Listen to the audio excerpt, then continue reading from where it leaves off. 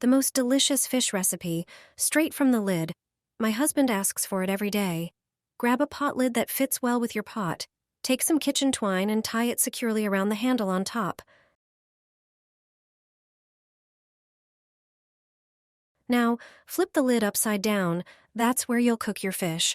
Place a seasoned fillet on the lid, then use the twine to wrap it tightly around both the fish and the lid's edges.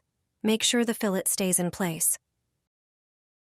Once everything is secured, flip the lid back over and tie the twine's end on the handle.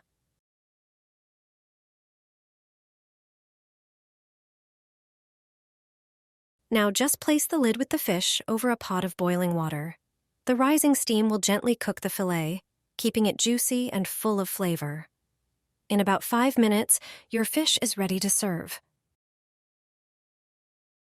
Perfectly steamed without extra equipment or kitchen mess. A simple trick worth trying.